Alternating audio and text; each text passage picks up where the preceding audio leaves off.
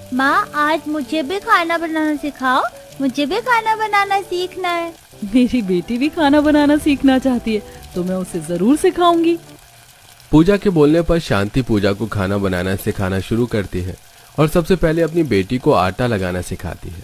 कुछ देर में शांति पूजा के हाथों में आटा की छोटी सी लोई देती है और उसमें आलू भरना सिखाती है। माँ देखो, मैंने आलू का पराठा कितना अच्छा बनाया, कहीं से आलू नहीं निकल रहे।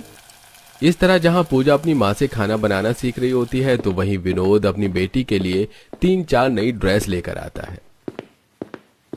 ये व्हाइट कलर पूजा को बहुत पसंद है और उस पर बहुत अच्छा लगता है, ये मैं पूजा को दूंगी। क्या सोच रही है मेरी बेटी, इसमें से कोई ड्रेस पसंद नहीं आई है क्या? नहीं पापा, सारी ड्रेस बहुत अच्छी हैं।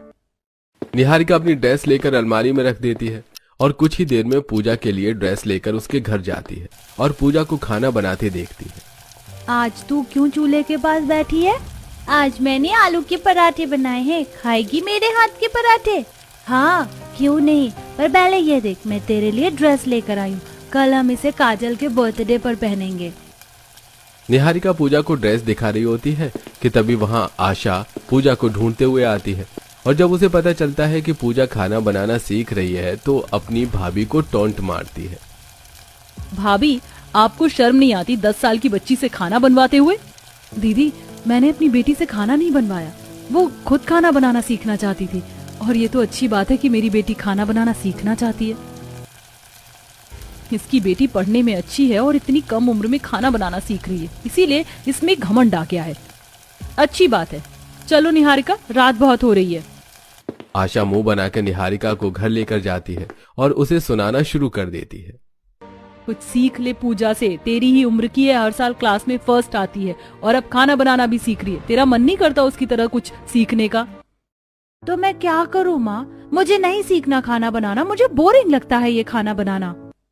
नाराज निहारिका अपने कमरे में जाकर सो जाती है और अगले दिन पूजा और निहारिका नई ड्रेस पहनकर अपनी दोस्त की बर्थडे पार्टी में जाती हैं। तुम दोनों की ड्रेस तो बहुत अच्छी लग रही है निहारिका, तुम तो अमीर हो इसलिए ऐसी ड्रेस पहन सकती हो, पर पूजा भी ऐसी ड्रेस पहन सकती ही थी, मैंने कभी नहीं सोचा था। पूजा मेरी दोस्त और बहन दोनों है, तो तुमने कैसे सोच लिया कि वो अच्छी ड्रेस नहीं पहन सकती?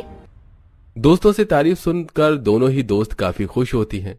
देखते ही देखते दोनों बच्चे 15 साल के हो जाते हैं और अब पूजा सिलाई सीखना शुरू कर देती है और सबसे पहले निहारिका के लिए फ्रॉक बनाती है और उसे देने उसके घर जाती है। बुआ, निहारिका कमरे में है ना? हाँ, कमरे में ही है।